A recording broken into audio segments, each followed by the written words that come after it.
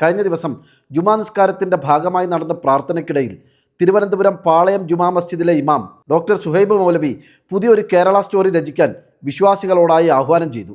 അദ്ദേഹത്തിൻ്റെ ആ വാക്കുകൾ ഇപ്പോൾ സോഷ്യൽ മീഡിയയിൽ വലിയ ചർച്ചയായിരിക്കുകയാണ്, വൻ വൈറലായി മാറിയിരിക്കുകയാണ്. ഒരു കാര്യം പ്രത്യേകമായിട്ട് ഉണർത്താനുണ്ട്. നമുക്കെല്ലാം അറിയാവുന്നത് പോലെ ആറ്റുകാൽ പൊങ്കാലയാണ് ഏതാനും ദിവസങ്ങൾക്കകം വരുന്നത്. വേറൊരു വിശ്വാസവുമായി ബന്ധപ്പെട്ടതാകയാൽ അതിൻ്റെ ആചാരങ്ങളിലും ചടങ്ങുകളിലും നമ്മൾ പങ്കാളികളല്ല. പക്ഷേ കുറേ സഹോദരിമാരും കുട്ടികളും തിരുവനന്തപുരം നഗരത്തിലേക്ക് അതിഥികളായിട്ട് എത്തുന്ന സന്ദർഭമാണ്. അവരുടെ ഏറ്റവും നല്ല ആതിഥേയരായിട്ട് മാറാൻ നമുക്ക് സാധ്യമാവണം. റമദാനിലാണ് ഈ വർഷം യാദർശികമായിട്ട്, കഴിഞ്ഞ വർഷവും അങ്ങനെയായിരുന്നു ഈ പൊങ്കാല ഉണ്ടാവുന്നത്. ഏതായാലും റമദാനിൻ്റെതായ ഏറ്റവും നല്ല സന്തോഷത്തിന്റെ, സാഹോദര്യത്തിന്റെ, സ്നേഹത്തിന്റെ അനുഭവങ്ങൾ അവർക്ക് സമ്മാനിക്കുവാൻ, നമ്മുടെ സഹോദരിമാർക്കും അതുപോലെ തന്നെ അവരുടെ കുട്ടികൾക്കും സമ്മാനിക്കുവാൻ നമുക്ക് സാധ്യമാവണം. കുടിവെള്ളവും റമദാൻ വിഭവങ്ങളും എല്ലാം അവർക്ക് നാം സമ്മാനിക്കണം. അവർക്ക് വിശ്രമിക്കാൻ സൗകര്യം ചെയ്തു കൊടുക്കണം. നമ്മുടെ മസ്ജിദുകളും വീടുകളും എല്ലാം അവരുടെ മുമ്പിൽ പൂർണ്ണമായും തുറക്കപ്പെടുന്ന ഒരു സാഹചര്യം തീർച്ചയായും ഉണ്ടാവേണ്ടതുണ്ട്. സ്നേഹവും സാഹോദര്യവും. അതുകൊണ്ട് മാത്രമേ നമുക്ക് ലോകത്തും രാജ്യത്തും വളർന്നു വരുന്ന ഇസ്ലാമോഫോബിയയും വിദ്വേഷത്തെയും പ്രതിരോധിക്കാൻ സാധിക്കൂ എന്നുള്ള പൂർണ്ണമായിട്ടുള്ള ബോധ്യം നമുക്കുണ്ടാവണം. സഹോദരങ്ങളെ, അതിനുള്ള ആ ഒരു നമ്മുടെ സ്നേഹത്തിന്റെ, സാഹോദര്യത്തിന്റെ നല്ല നല്ല ആവിഷ്കാരത്തിലുള്ള സന്ദർഭമാണ് ഇതുപോലുള്ള സന്ദർഭങ്ങൾ എന്ന് പറയുന്നത്. കഴിഞ്ഞ തവണയും പൊങ്കാല നടക്കുമ്പോൾ ഇതേപോലെ റമദാൻ മാസമായിരുന്നു.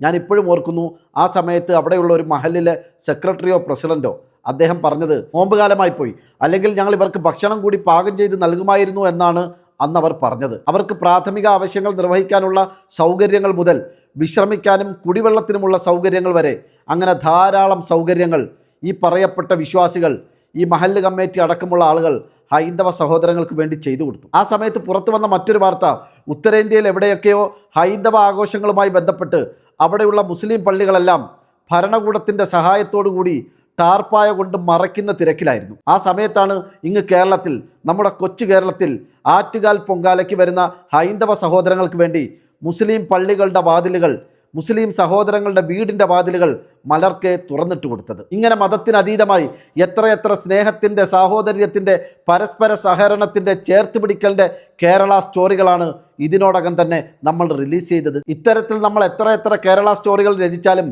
അതൊക്കെ ഏതൊക്കെ തലത്തിൽ ചർച്ചയായാലും ഒരു വിഭാഗം ആളുകൾ ഇപ്പോഴും നമുക്കെതിരാണ്. നമ്മുടെ ഈ പരസ്പരമുള്ള സ്നേഹവും ഒരുമയും ഒരു കാലത്തും അവർക്ക് ദഹിക്കില്ല എന്ന് ഓരോ പുതിയ സംഭവങ്ങളും നമ്മെ ഓർമ്മപ്പെടുത്തുകയാണ്. അതിൻ്റെ ഏറ്റവും അവസാനത്തെ ഉദാഹരണമാണ് കേരള സ്റ്റോറി എന്ന കേരളത്തെ താറടിച്ച് കാണിക്കുന്ന, മലയാളിയുടെ ആത്മാഭിമാനത്തെ മുറിപ്പെടുത്തുന്ന ആ സിനിമയ്ക്ക് പ്രദർശനാനുമതി കൊടുത്ത ഡിവിഷൻ ബെഞ്ചിൻ്റെ തീരുമാനം. അതിനുള്ള പ്രത്യോപകാരമായി ജഡ്ജി യമാന് മദ്രാസ് ഹൈക്കോടതിയുടെ ചീഫായി നിയമനം ലഭിക്കുകയും ചെയ്തു. കേരള സ്റ്റോറിയുമായി ബന്ധപ്പെട്ട വിവാദത്തിൽ ഹൈക്കോടതിയിലെ സിംഗിൾ ബെഞ്ച് എടുത്ത തീരുമാനം എന്തായിരുന്നു എന്ന് നിങ്ങൾ ഓർക്കുന്നില്ലേ?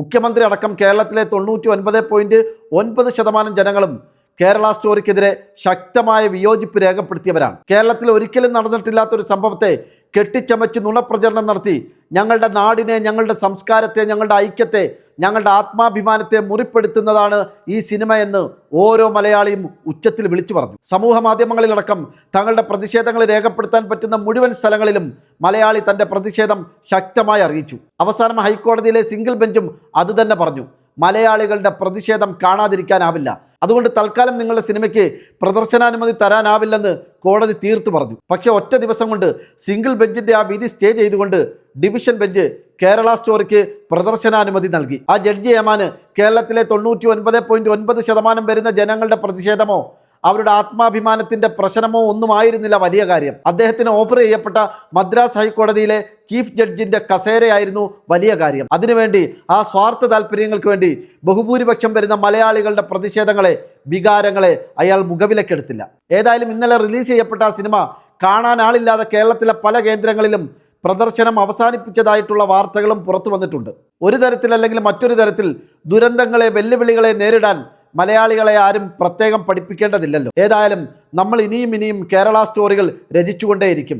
മതങ്ങൾക്കും വിശ്വാസങ്ങൾക്കും അതീതമായി സ്നേഹം പങ്കുവെച്ചും സൗഹൃദം വിളിച്ചോതിയും പരസ്പരം ചേർത്ത് പിടിച്ചും താങ്ങായി തണലായി മനുഷ്യത്വത്തിൻ്റെ, മാനവികതയുടെ നനവുള്ള, മണമുള്ള, ഗുണമുള്ള കേരള സ്റ്റോറികൾ ഇനിയും ഇനിയും നമ്മൾ രചിച്ചുകൊണ്ടേയിരിക്കും. അതൊക്കെ കണ്ടും കേട്ടും ശ്വാസം മുട്ടിയും വീർപ്പും മുട്ടിയും ജീവിക്കുന്ന ഒരു കൂട്ടർ അവരവസാനം ഗത്യന്തരമില്ലാതെ കേരളത്തിൽ ഇനിയും ബിസിനസ് തുടരാൻ സാധ്യമല്ല എന്ന് തിരിച്ചറിഞ്ഞ് വല്ല UP-യിലേക്കോ ഗുജറാത്തിലേക്കോ നാട് വിട്ടു പോകുന്നതോടെ ആ കാഴ്ചയോടെ നമ്മുടെ കേരള സ്റ്റോറി പരിപൂർണമാകും.